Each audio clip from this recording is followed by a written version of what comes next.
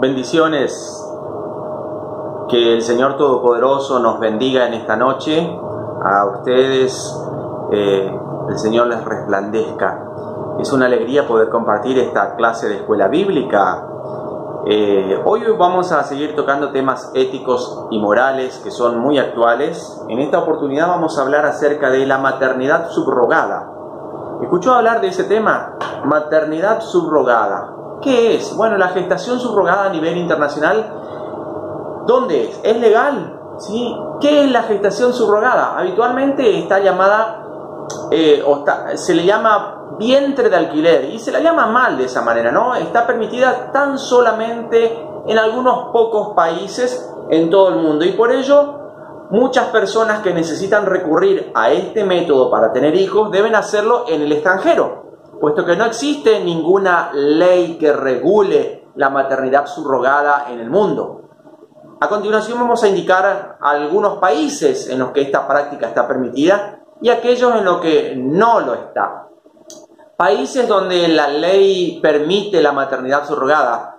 Por ejemplo, el vientre de alquiler es legal únicamente en aquellos países en los que existe una ley que permite expresamente esta práctica reproductiva. Aunque la legislación varía en cada país, generalmente indica las condiciones o requisitos para poder llevarla a cabo, incluyendo aspectos como qué personas pueden realizar la técnica, cómo se establece la filiación del menor y los derechos y obligaciones de los padres de intención y la gestante, o sea, la persona que está llevando el bebé en su vientre para luego entregar a otros padres. La gestación subrogada es legal, por ejemplo, en los Estados Unidos, en Rusia, en Ucrania, en Grecia, en Georgia, en Portugal y Canadá.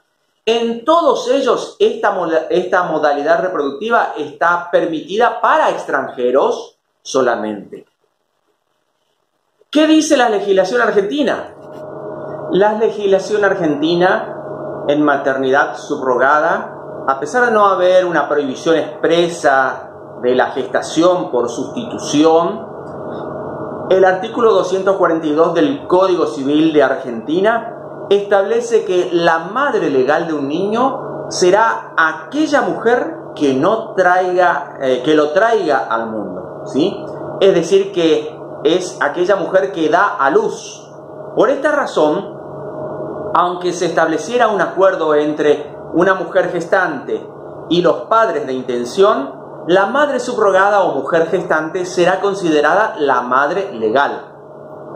Además, en cuanto a la paternidad, tal como lo indica el artículo 243 del Código Civil, si la gestante está casada, su marido actuará como padre legal del recién nacido y así será registrado, no habiendo posibilidad de registrar al bebé como hijo de los padres de intención.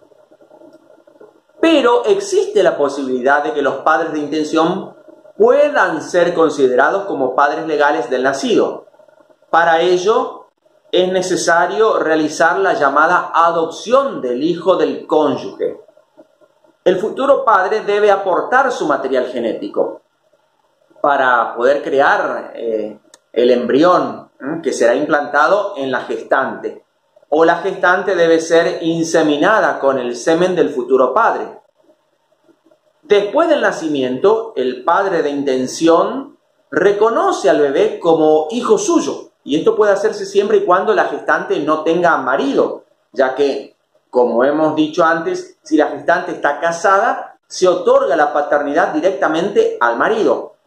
No obstante, el marido de la gestante puede impugnar la paternidad basándose en la ausencia de vínculo genético. En este sentido, el padre de intención tiene la posibilidad legal de reconocer al bebé como suyo en base al vínculo biológico, según los artículos 250 y 259 del Código Civil argentino.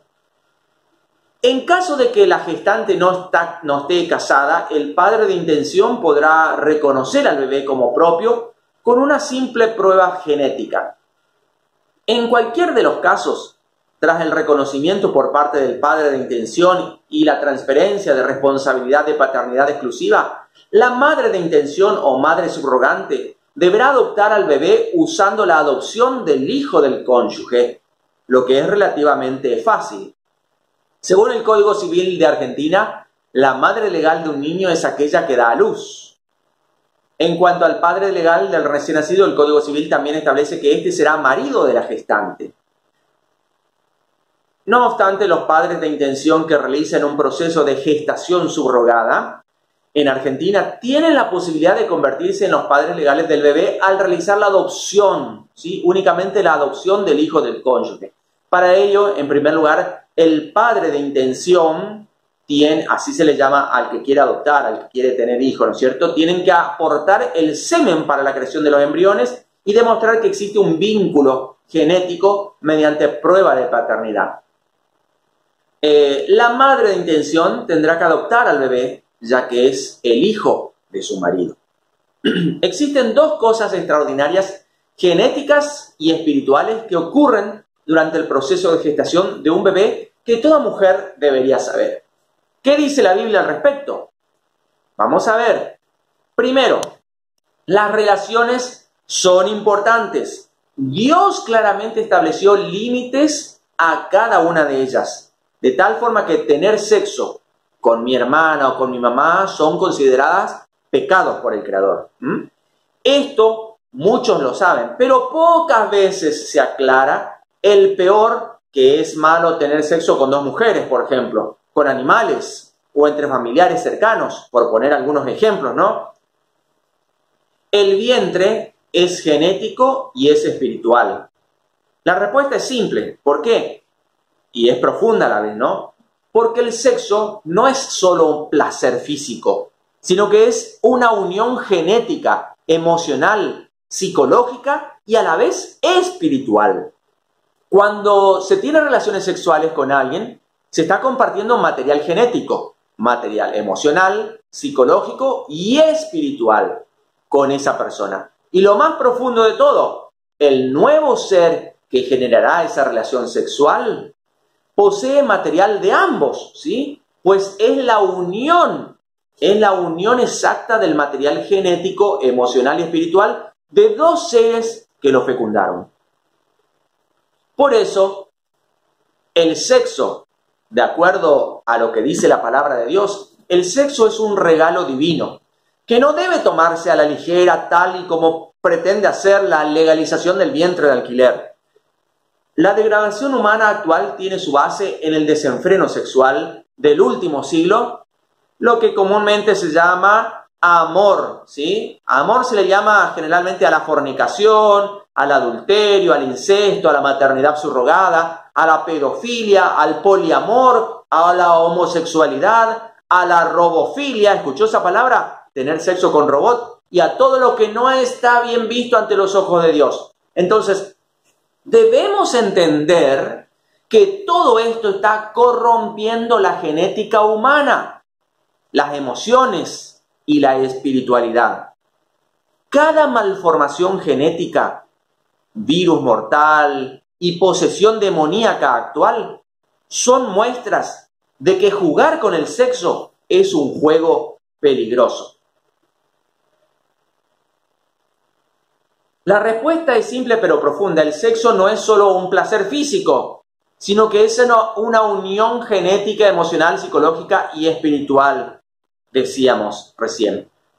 ¿Por qué? Porque el sexo es un regalo divino, ¿sí? El proceso de gestación debe ser humano, es decir, es un proceso inteligente diseñado por Dios, que involucra la genética, sexualidad, neuroquímica, psicología y espiritualidad de dos seres idóneos.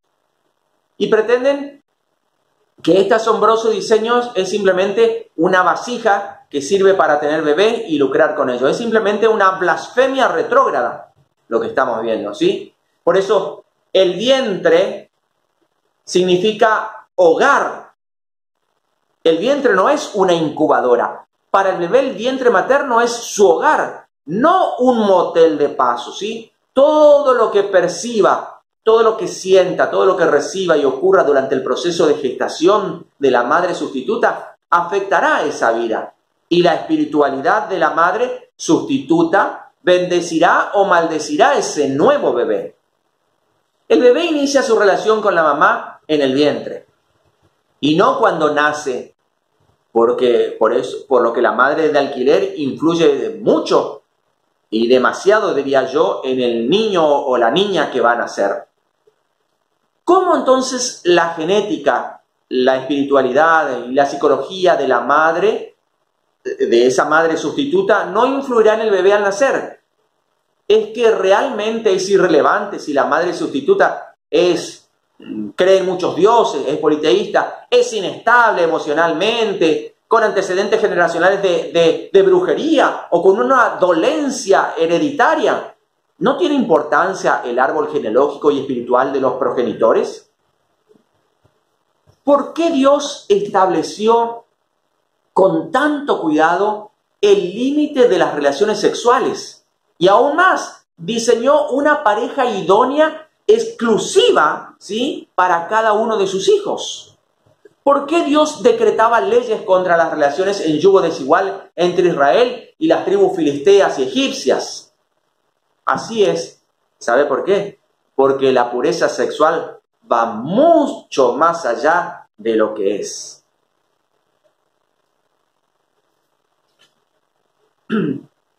La genética, la psicología y la espiritualidad de la madre sustituta se unirá a la genética, a la espiritualidad de todos los que están involucrados en el proceso de gestación, incluyendo por supuesto a los 3, ¿sí?, 4 o 10 procesos anteriores en los cuales haya participado la madre sustituta.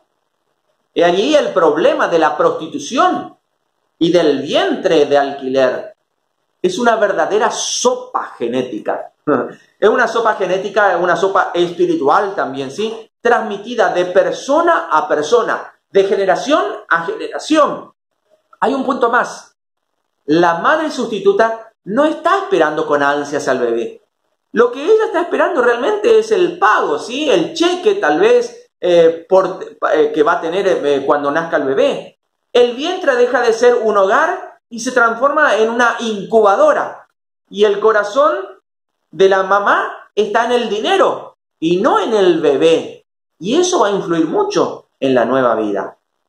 Entonces, miremos lo que dice la palabra de Dios allí en Génesis, capítulo 21, verso del 1 al 7.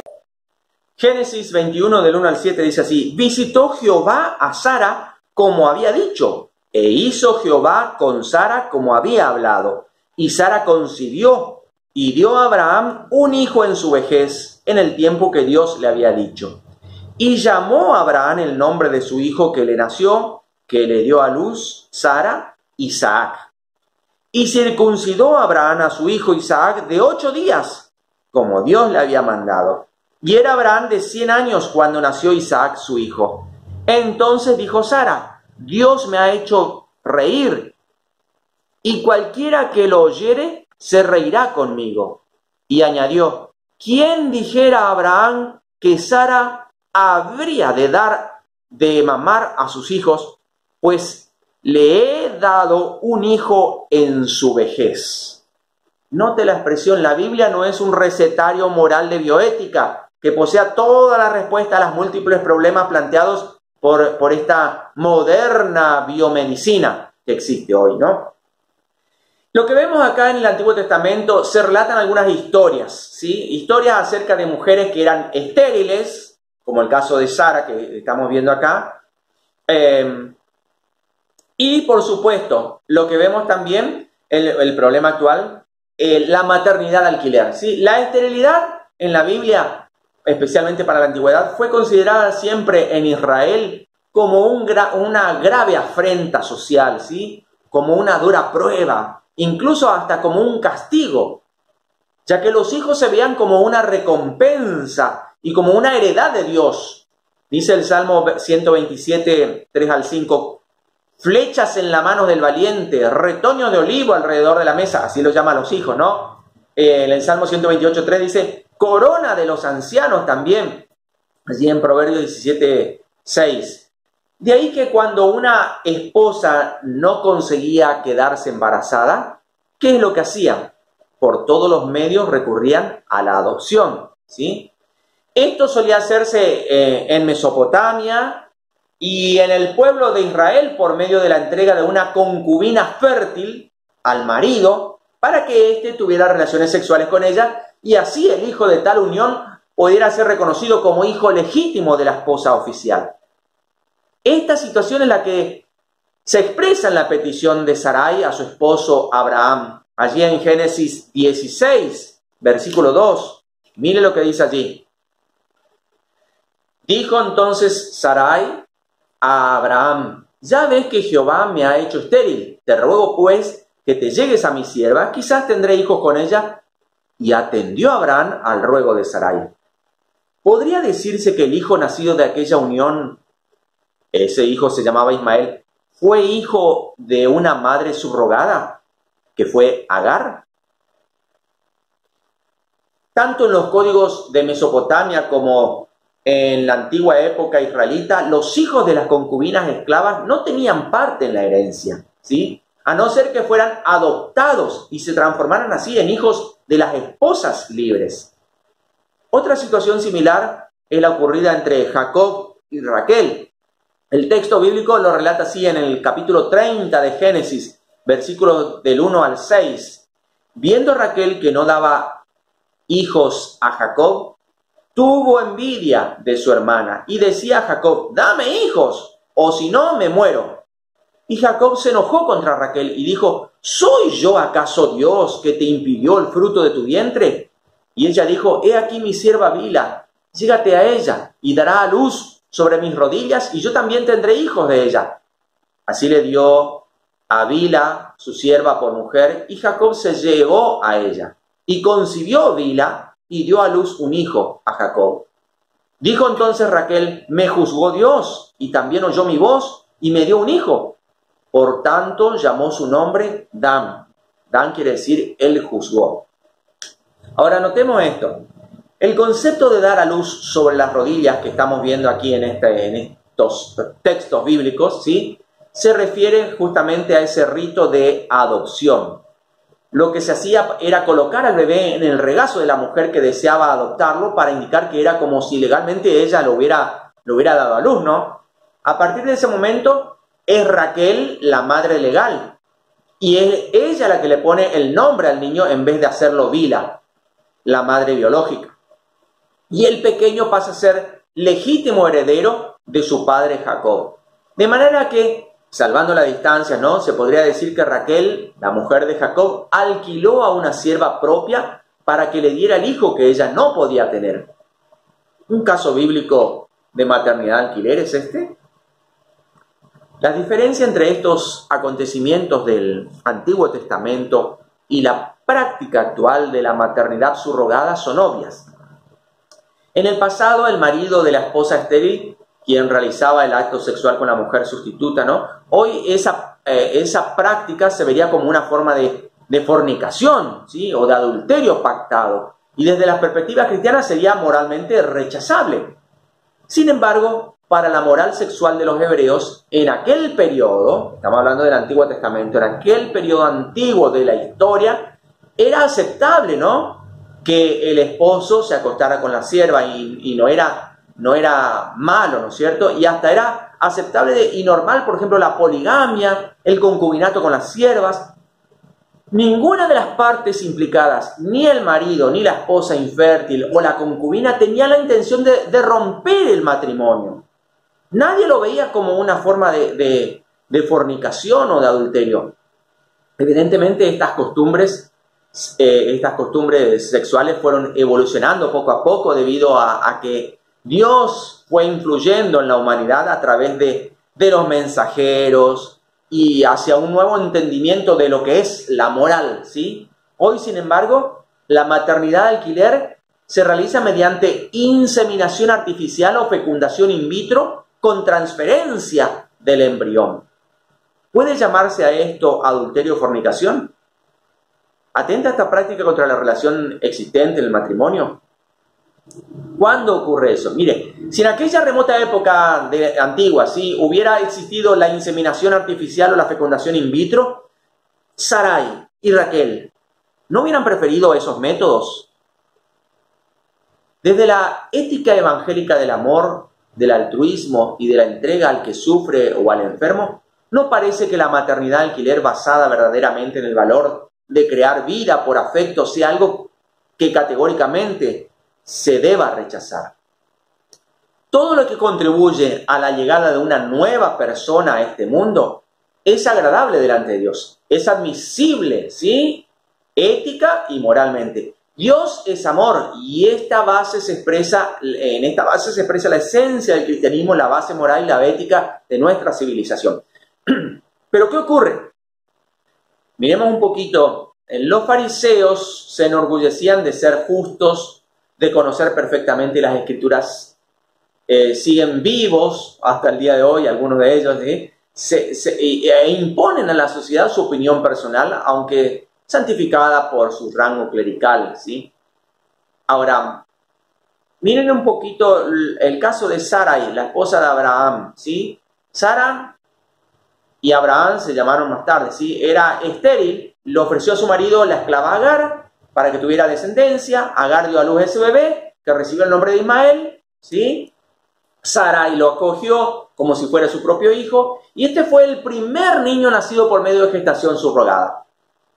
A propósito de Ismael, descendieron allí todos los árabes que se llaman también ismaelitas o agarenos, ¿sí?, por el nombre de la madre de Ismael. La segunda madre del alquiler en la historia que vimos hace un rato fue Bila, ¿sí?, la esclava infértil de Raquel, era esclava, ¿sí?, de Raquel, que era infértil. La segunda esposa de Jacob, que dio 2 hijos varones, fue Dan y Nestalí. La tercera, y allí mismo, fue Silpa, esclava de la primera esposa de Jacob, que se llamaba Lía.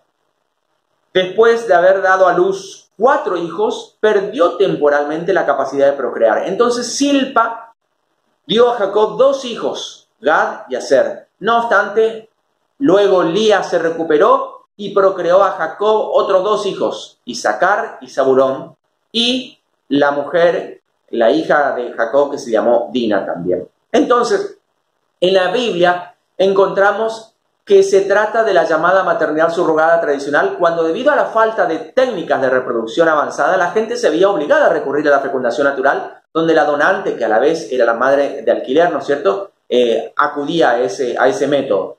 Sin embargo, desde el punto de vista legal, esos niños se consideraban hijos de profetas bíblicos y sus esposas legítimas. La maternidad subrogada tradicional, cuando la madre de alquiler es simultáneamente la madre biológica del niño que está gestando, hasta ahora se usa ampliamente en todos los países donde se permite el alquiler de vientres. La pregunta es, ¿será que está bien eso? ¿Qué dice la Biblia con respecto en el Nuevo Testamento? Mire, Jesús habla que una persona comete adulterio cuando tan solamente tiene la intención de hacerlo. Ya está cometiendo adulterio. Ahora, ¿dónde está permitido este método de alquiler subrogado? Y bueno, tal vez en la inseminación artificial del papá y de la mamá que no puede quedar embarazada, se toma el esperma y el óvulo, se lo fertiliza en un tubo de ensayo, vamos a llamarlo así, ¿sí?, y se lo coloca en el vientre de la mamá, ¿sí? Entonces, en ese caso, vendría a ser como fertilización in vitro. En ese caso está permitido, ¿sí? Dios quiere ver personas sanas, personas lozanas, rodeadas de niños felices, capaces de apreciar ese justo valor entre el mundo que Él ha creado. Y por eso Dios estableció una bendición. Mire, la bendición que Dios puso está allí en el libro de Génesis. Dijo, sean fecundos, multiplíquense, sean felices. ¿Sí? Eso es lo que Dios estableció. Espero que el tema haya sido de sumo interés. Vamos a orar para que Dios nos guíe y seamos sabios en la toma de decisiones, porque estos temas muchas veces se prestan al debate, a la política, y muchas veces crean divisiones dentro de la sociedad. Pero nosotros tenemos que respetar lo que Dios dice. La palabra de Dios establece normas éticas y morales a las cuales debemos ajustarnos. Oramos.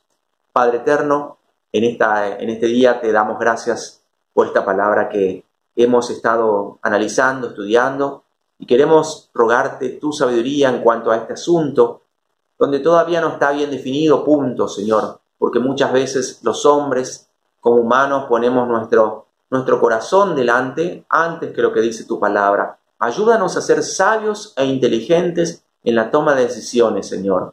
Y bendice a las madres, bendice a aquellas esposas que no pueden engendrar hijos porque son estériles. Tú eres el Dios que puedes obrar, actuar y acompañar, Señor, en el proceso. En el nombre de Jesús, bendice también a los hermanos y hermanas que tienen necesidades. Tú quieres ver personas felices. Tú dijiste que nos daría vida en abundancia. Y yo oro para que la vida en abundancia, Señor, pueda, Señor, fluir en cada uno de mis hermanos y personas que están viendo y oyendo este mensaje. En el nombre de Jesús. Amén. Dios te bendiga mucho. Nos encontramos en la próxima semana.